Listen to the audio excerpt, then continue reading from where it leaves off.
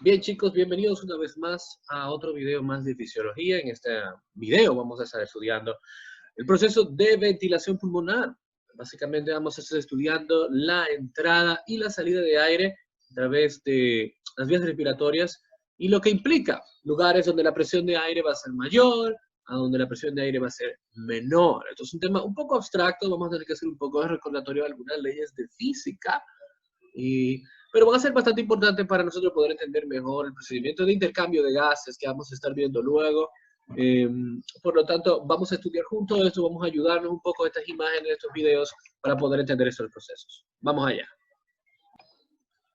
Lo primero que tenemos que ver es la ley de Boyle. La ley de Boyle, ¿verdad? Que básicamente nos habla de una relación entre el volumen y la presión. Y básicamente la presión es causada porque las moléculas de gas, como pueden ver ahí en pantalla, chocan contra un contenedor. La presión va a estar siempre relacionada al contenedor del volumen. Eso es lo que nos decía Boyle. ¿Ok? La vamos a leer ahora la ley, no se preocupen. Y vamos a ver, evidentemente, aquí cuando tenemos un contenedor mucho más grande, el volumen va a ser mayor, como pueden ver aquí en pantalla, pero la presión va a ser menor. Esto quiere decir que las moléculas van a chocar con menos frecuencia hacia las paredes del contenedor y lo hacen con mucho menos fuerza que anteriormente. Ahora, ustedes se pueden imaginar que si este contenedor lo volvemos más pequeñito, eso va a significar que el volumen va a ser menor, pero que las moléculas van a chocar con más frecuencia a las paredes, aumentando la presión. Por eso era que Boyle definía esta relación de invertida, ¿verdad? Dice que la presión del gas es inversamente proporcional al volumen de su contenedor y que aumentar el volumen disminuye la presión y disminuir el volumen aumenta la presión. Y ustedes se estarán preguntando, ¿qué rayos tiene esto que ver con la cavidad torácica? Porque yo he empezado por aquí, ¿verdad? Y bueno, vamos a ver cómo algunos músculos que nosotros tenemos pueden hacer lo mismo, pueden ampliar la cavidad torácica, ¿verdad? Durante la inspiración y van a disminuir el volumen de la cavidad torácica durante la expiración, haciendo relación a lo mismo que estamos hablando. Y cuando nosotros tenemos los procesos normales que le llamamos silencioso, inspiración y expiración silenciosa, que no son profundos, no se van a necesitar más músculos accesorios para la respiración. Usualmente los músculos que se encargan de la inspiración son el diafragma y los intercostales externos. Y lo que va a pasar es que el diafragma se va a poner más plano y se va a movilizar hacia abajo, ampliando la cavidad torácica. Y los músculos intercostales van a movilizar la que hoy es las costillas y el esternón hacia adelante, también ampliando lo que es la caja torácica y por lo tanto mayor volumen, menor presión en la cavidad torácica y los pulmones. Eso es extremadamente importante. Pero vamos a ver qué pasa en la expiración, ¿verdad? Vamos a ver qué pasa en la expiración. Aquí los músculos, en este momento, al menos en la silenciosa, como le había dicho, expiración silenciosa, son los mismos, el diafragma y los intercostales, pero las funciones van a ser diferentes. Ahora el diafragma, en vez de moverse hacia abajo, se va a mover hacia arriba, disminuyendo, ¿verdad? Disminuyendo lo que es el tamaño y el volumen de la cavidad torácica, mientras que los intercostales van a regresar las costillas, van a regresar el esternón a su posición, por lo tanto vamos a disminuir el volumen y por lo tanto vamos a aumentar la presión en la cavidad torácica. Entonces, una relación interesante que acabamos de ver con la ley de Boyle. Vamos a ver ahora el proceso en animación completo.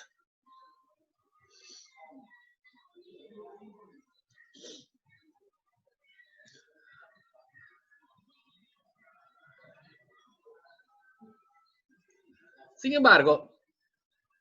embargo, el proceso cuando ocurre en respiraciones profundas, es decir, inspiración y expiración profunda, vamos a utilizar no los mismos músculos, sino que vamos a agregar más músculos al proceso, músculos accesorios, como ya han escuchado anteriormente. Ya no solamente va a ser el diafragma y los intercostales externos, sino que ahora vamos a ayudarnos del esternocleidomastoideo y también podemos ayudarnos de los escalenos en el proceso de la inspiración profunda.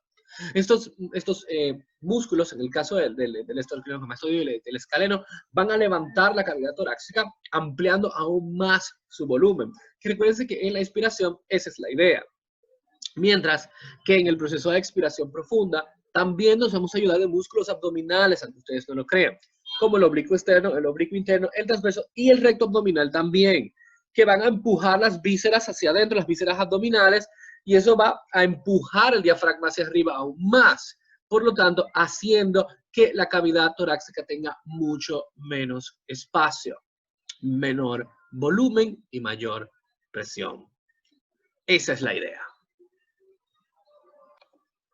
Ahora vamos a ver los músculos aquí en acción. Cuando lo vean en azul es que están haciendo su proceso de contracción que hemos explicado.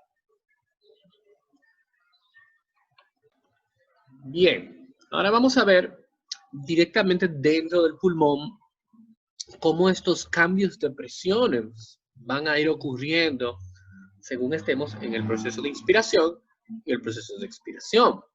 Y aquí vamos a ver este cuadro que nos relaciona, ¿verdad?, la inspiración y la expiración y nos da diferentes presiones, ¿verdad?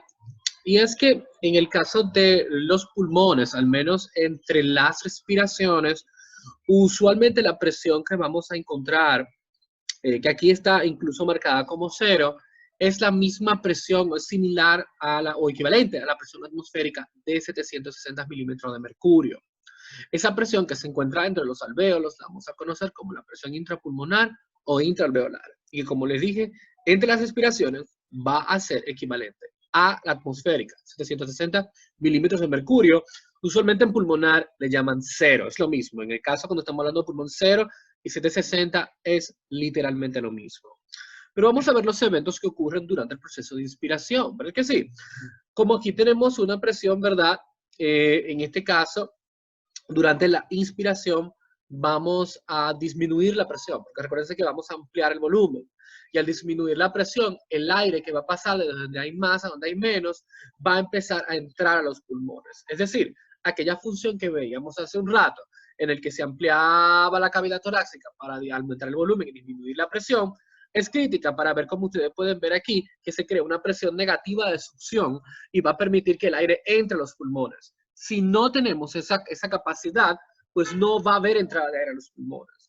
Ahora, cuando estamos en expiración, que los músculos expiratorios disminuyen, ¿verdad?, el volumen y aumentan la presión, entonces van a ver cómo el aire empieza a salir hacia afuera. Es un rejuego de presiones.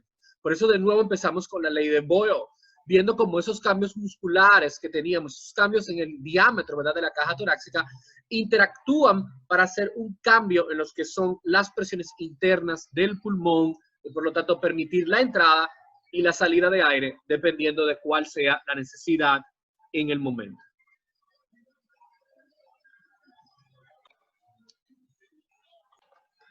Una presión diferente a la anterior que habíamos hablado es la presión intrapleural, que básicamente va a ser siempre negativa. Aquí no va a haber ese rejuego.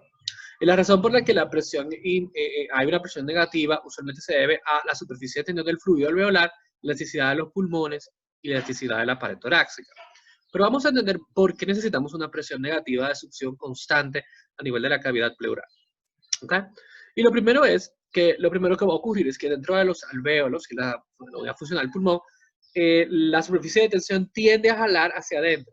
Y al jalar hacia adentro, esa fuerza va literalmente a movilizar el pulmón entero hacia adentro, contrayéndolo. ¿Okay? Ahora bien, como el pulmón también es muy elástico, eso va a permitir que el pulmón entero, ¿verdad?, empiece a separarse de la cavidad torácica para contraerse, ¿verdad?, mucho mayor. Sin embargo, esto va a permitir que la cavidad, ¿verdad?, que queda acá, en este caso, va a quedar con más espacio. ¿Qué pasa? Al tú aumentar el espacio, ¿verdad?, aquí en la cavidad pleural, al tú alar el pulmón hacia adentro, esto va a aumentar el volumen. Y recuerden que si se aumenta el volumen, la presión va a ser menor. Y recuerden que es una presión negativa, va a ser de succión. Por lo tanto, la elasticidad de la pared torácica tiende a alar hacia afuera del pulmón, por lo que va a aumentar aún más el tamaño de la cavidad pleural. No solamente es lo que entra hacia adentro, sino lo que ala hacia afuera. Y al crear, ¿verdad?, una presión negativa mayor dentro de la cavidad pleural, como ya dijimos, eso va a crear una fuerza de succión. Y esa fuerza de succión va a ser protectiva, porque la fuerza de succión de la pleura va a impedir, ¿verdad?, que exista una contracción demasiado exagerada. Es decir, como vamos a ver ahora en pantalla, si nosotros permitiéramos solamente la negatividad que ocurre durante el proceso de inspiración, pues pudiéramos llegar a niveles negativos extremadamente bajos. Si se fijan aquí, midiendo la presión en la pleura, que siempre es negativa, ¿verdad?, hay un proceso que de nuevo la trae hacia atrás. No la va a traer a positividad, pero ese proceso es precisamente lo que estamos explicando, que a la cavidad torácica, a la cavidad pleural, tener esa fuerza negativa succiona hacia atrás los pulmones impidiendo que haya, ¿verdad?, una reducción de volumen exagerada. Por eso podemos ver esta diferencia de lo que es las presiones a este nivel. Siempre negativas, pero van a estar dependiendo de esos factores que acabamos de revisar hace un ratito.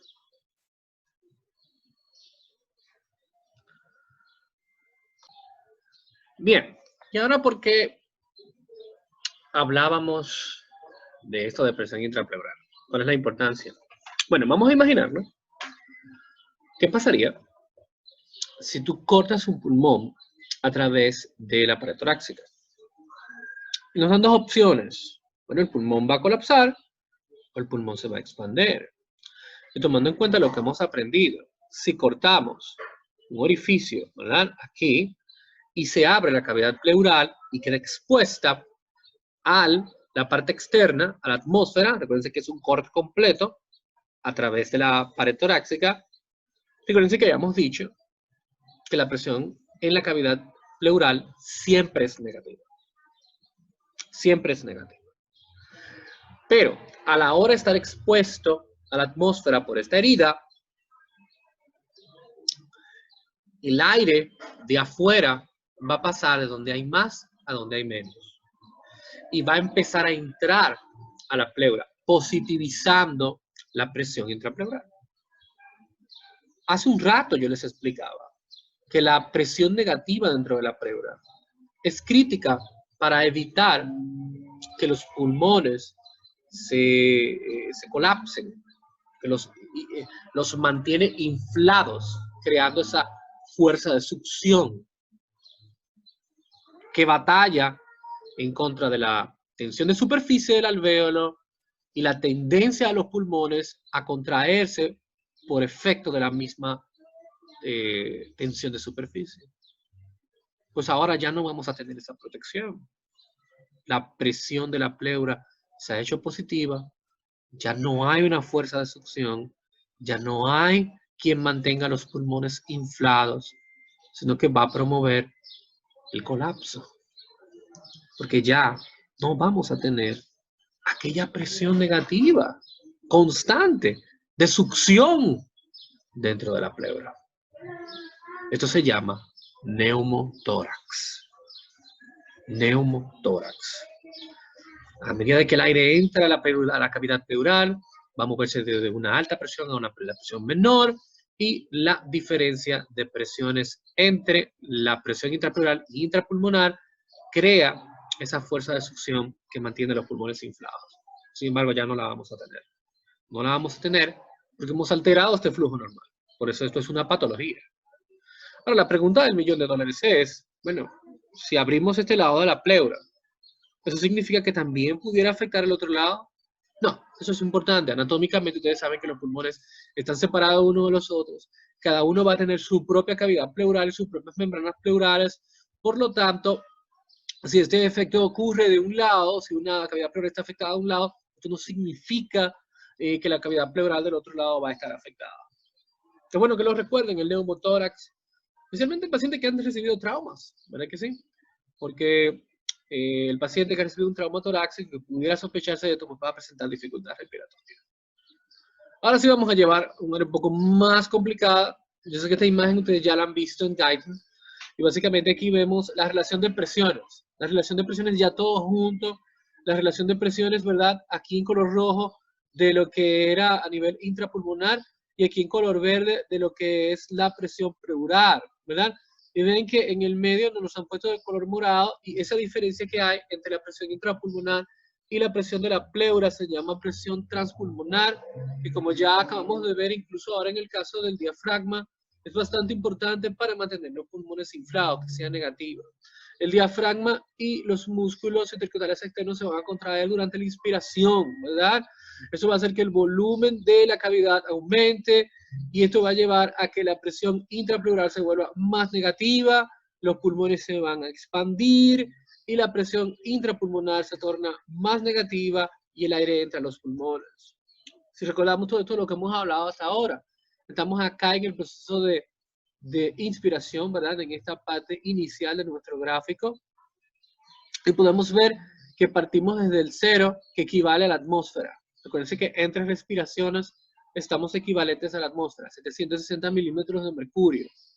Pero una vez empiezan los músculos, ¿verdad?, de la respiración a hacer su trabajo, en el sentido de que empiezan a ampliar el volumen de la cavidad torácica, empiezan a reducir la presión y vemos la disminución de la presión acá, ¿verdad que sí?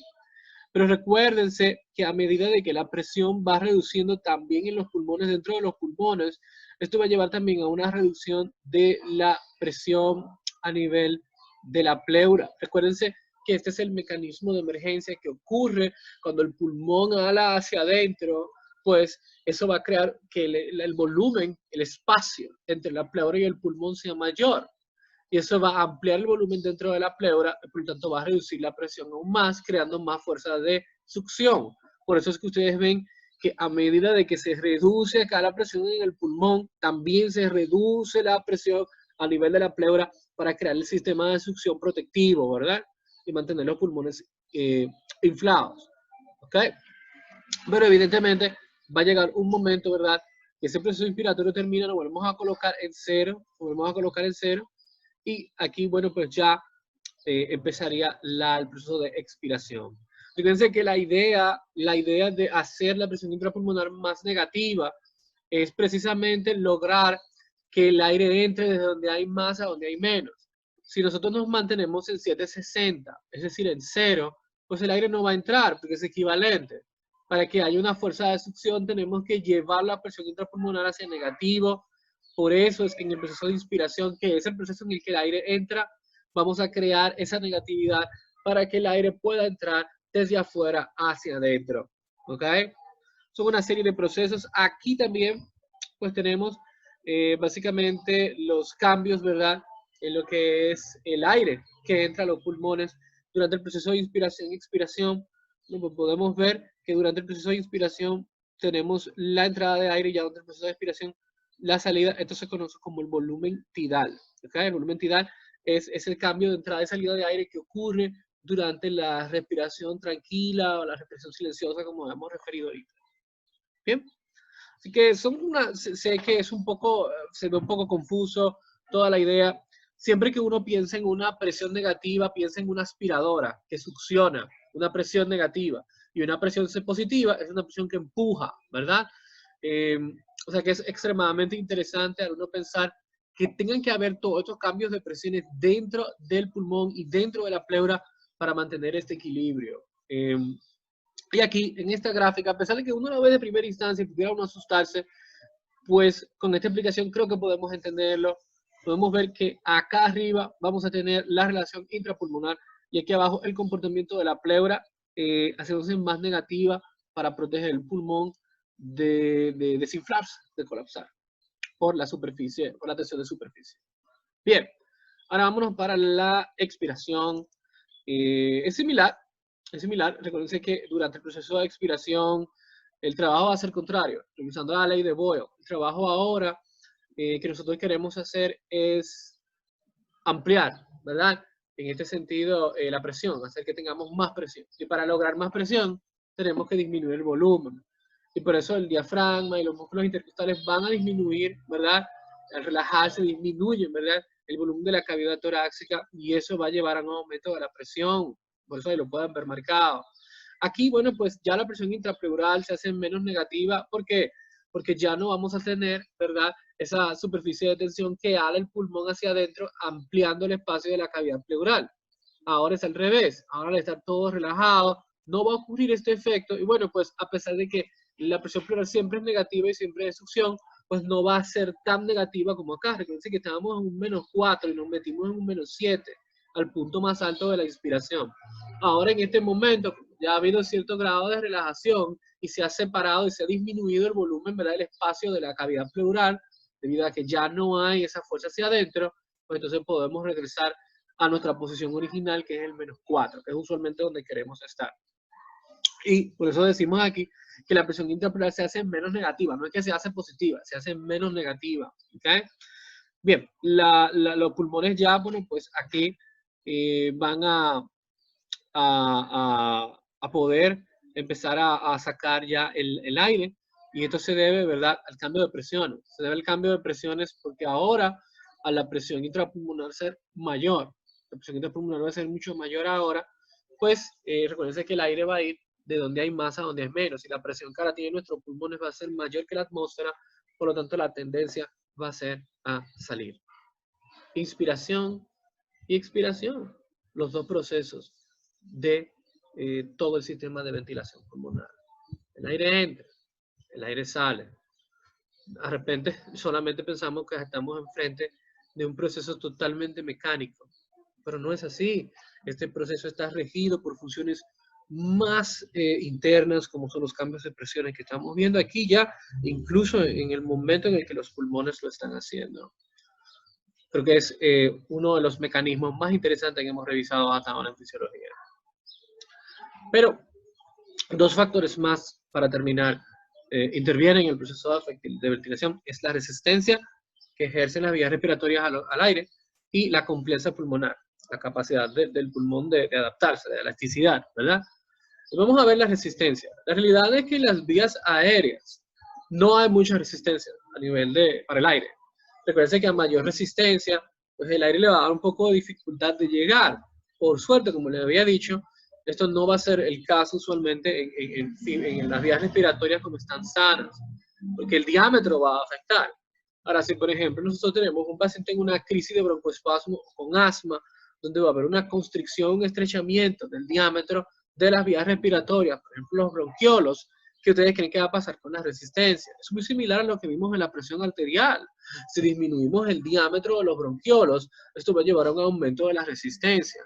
Y si hay un aumento en la resistencia para el aire, pues el aire le va a dar dificultad de llegar, ¿verdad?, a los alvéolos. Bueno, bien, va a dificultar todo el proceso de intercambio de gases, por lo tanto, altera el proceso normal de la respiración, que es usualmente lo que ustedes ven en los pacientes asmáticos. Recuérdense que el flujo de aire es inverso a la resistencia. De esta relación que nos haga aquí dice que el flujo de aire es igual a la presión entre la resistencia. ¿Okay? Es interesante, no hay que hacer tanta ciencia. A mayor resistencia, menor va a ser el flujo. A menor resistencia, mayor va a ser el flujo. El diámetro siempre va a ser muy importante.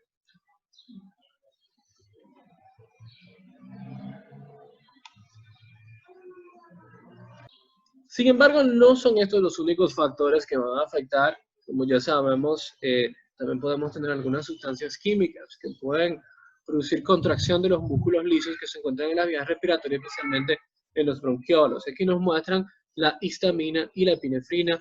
La histamina, como ya ustedes saben, es una sustancia que media las reacciones de hipersensibilidad tipo 1, es decir, las reacciones de anafilaxis. Y una de las cosas que puede producir la histamina es que puede producir contracción de la musculatura lisa a nivel de las vías respiratorias, especialmente los bronquiolos. ¿Okay? Por eso es que muchas personas en crisis alérgica, bueno, pues uno de los medicamentos que se pueden utilizar es los antihistamínicos, la cetiricina, la loratadina, que van a bloquear la histamina y por lo tanto bloquear este efecto que va a tener de broncoconstricción. Y recuerden que al producir esta constricción, pues va a aumentar la resistencia y si aumenta la resistencia disminuye el flujo de aire.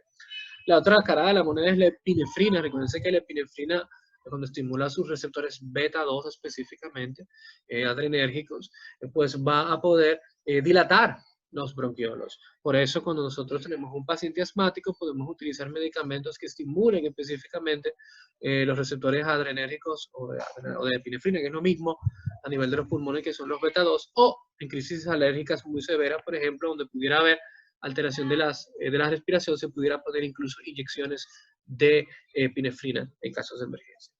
La otra cara de la moneda es la compliance pulmonar, que básicamente es la capacidad de expandirse que tienen los pulmones. ¿Okay? Y depende, ¿verdad?, de la elasticidad de las fibras dentro de los pulmones y de la superficie de tensión del alvéolo, lo mismo que habíamos visto ahorita cuando estábamos pues, repasando el tema de las presiones. Y aquí nos dan dos vejigas. Y la primera vejiga está hecha de un material fino, elástico, y que se infla sin mucha dificultad. La persona puede enfriarlo con poco problema porque no hay mucha resistencia Esto quiere decir que esta vejiga va a tener una alta complianza, una alta elasticidad. Los pulmones sanos, bueno, pues funcionan así, ya que van a tener una gran cantidad de tejido conectivo y no van a ejercer grandes problemas y grandes resistencias para el aire. Sin embargo, la otra cara de la moneda es que tengamos una vejiga hecha de un material más denso, más espeso, que disminuya su capacidad de elasticidad. Esto va a dificultar lo que es que se infle, que el aire pueda lograr ese trabajo. Y en casos de pacientes que tienen condiciones patológicas como fibrosis pulmonar, pues esto va a disminuir la capacidad elástica de los pulmones y por lo tanto pues va a causar una mayor resistencia para que el aire pueda entrar. Es como dos vejigas, una vejiga normal, delgada, con elasticidad, y una vejiga más densa que da dificultad para inflarse. El otro factor es la tensión de superficie. Recuérdense que el surfactante es muy importante, lo dijimos así rápido ahorita, pero el surfactante va a permitir, ¿verdad?, que esta superficie de tensión, recuérdense que la superficie de tensión generalmente va a ejercer una fuerza hacia adentro, va a querer literalmente colapsar el alvéolo. Es decir, que tenemos que conseguir una sustancia que mantenga las paredes del alvéolo tensas y que las mantenga incapaces de colapsarse. Esa sustancia, ustedes ya la conocen, es el surfactante pulmonar.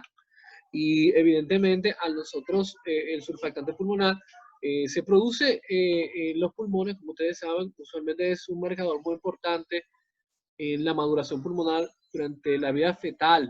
Se entiende que ya a las 34 semanas de gestación, aproximadamente 8 meses, el surfactante pulmonar se está produciendo de manera normal en los pulmones del feto, por lo tanto los alvéolos ya se encuentran listos, porque antes de ahí es posible que no haya suficiente surfactante pulmonar y los alvéolos del bebé estén colapsados. ¿Por qué no le afecta esto al bebé? Porque recuerden que durante la vida fetal el intercambio de gases no lo realizan los pulmones, lo realiza la placenta. La acción de intercambio de gases inicia a ser por parte de los pulmones posterior al nacimiento, la ligadura del cordón. Este factor de superficie de tensión va a afectar la complianza pulmonar, ya que esta superficie pues crea, ¿verdad?, esta fuerza hacia adentro de colapso. Ahora, ¿qué pasaría en el caso? ¿Cuál es el efecto, ¿verdad?, que tiene la superficie de tensión? Nos preguntan aquí sobre la complianza, ¿verdad que sí? Bueno, pues la idea es que la superficie de tensión, a medida de que va aumentando, pues va a disminuir la capacidad del pulmón ser elástico y poder manejarse mejor con la entrada del aire. Sin embargo, en algunos bebés, como este que vemos acá, que no han tenido tiempo para producir suficiente surfactante, ¿qué va a pasar con sus alvéolos? Pues van a tener una disminución en su complianza. Y esto va a significar que el bebé va a nacer con un alvéolo que va a estar así, como ven, totalmente colapsado, ya que se pierde la complianza por la falta del surfactante. Y esto se llama síndrome de distrés respiratorio recién nacido o enfermedad de la membrana hialina. Y es una condición, bueno, que es bastante peligrosa para los prematuros y, bueno, pues está asociada a alta mortalidad en este grupo. Bien, chicos, vamos a dejarlo ahí por el día de hoy y en otro video vamos a seguir estudiando un poco más sobre la fisiología del sistema respiratorio. Nos vemos.